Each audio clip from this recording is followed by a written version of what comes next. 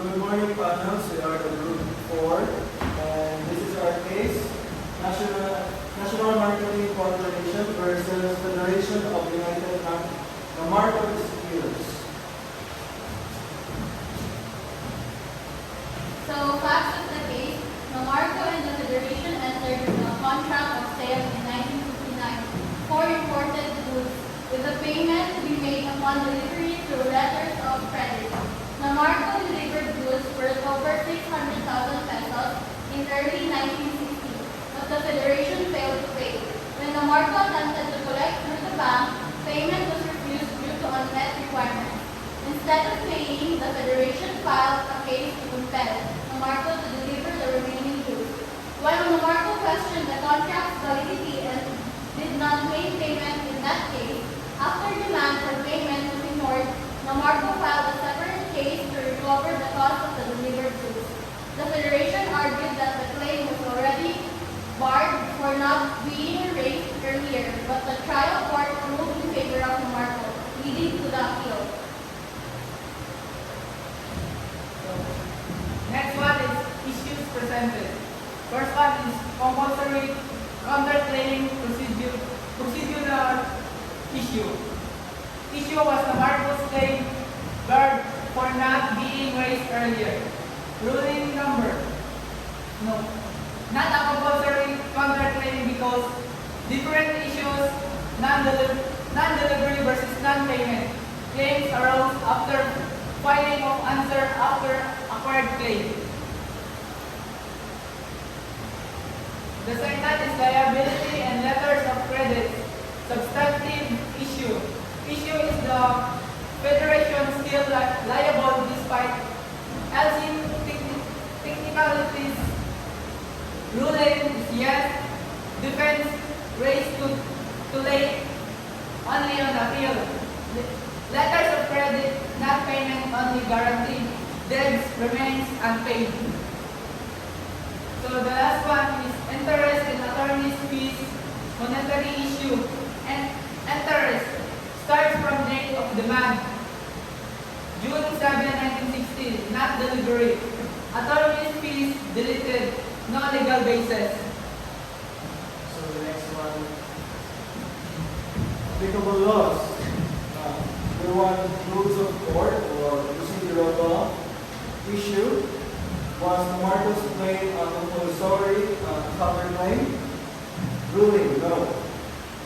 Not barred because the claim has not yet occurred when the first case was filed. Civil Code or Sustainable Law, Article 1159, contracts must be compiled in good faith. Federation liable. Article 1249, letters of credit, not payment unless and cash.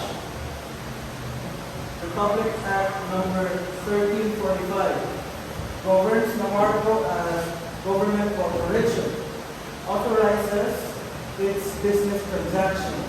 Number 4, interest and attorney's fee. Article 2209, interest due when debtor is in delay. Article 2208, attorney's fee may be awarded when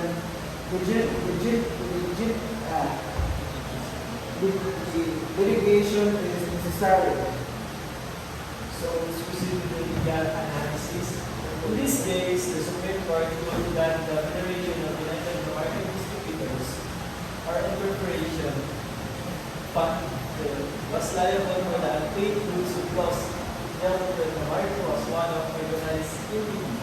Even if the fund delivery was only valid for 3 promissory years, the court held that its actual conduct and the transaction provided enforceable obligation.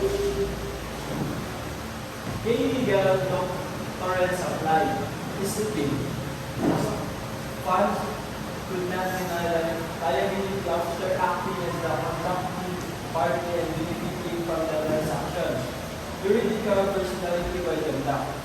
An association acting like a corporation in business may be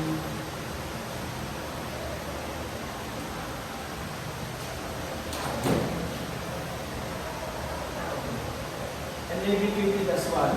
Collective responsibility fund acted for its members, so the group was bound by the transaction.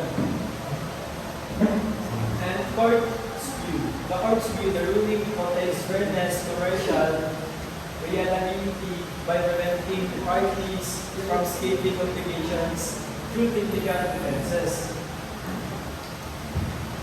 So the conclusion of this case is the Supreme Court held that the federation is liable to pay the Marcos 609,014 pesos for the goods delivered but not paid. It proved that Marcos' claim was not compulsory counterclaim because it arose only after the bank refused to honor the letters of credit, making it an after-acquired claim that could be filed separately. The court also clarified that letters of credit do not constitute payment unless they actually in cash. So the obligation remained unpaid. While affirming the federation liability, the court removed the award of the attorney fees and held that interest should run only from the date of demand.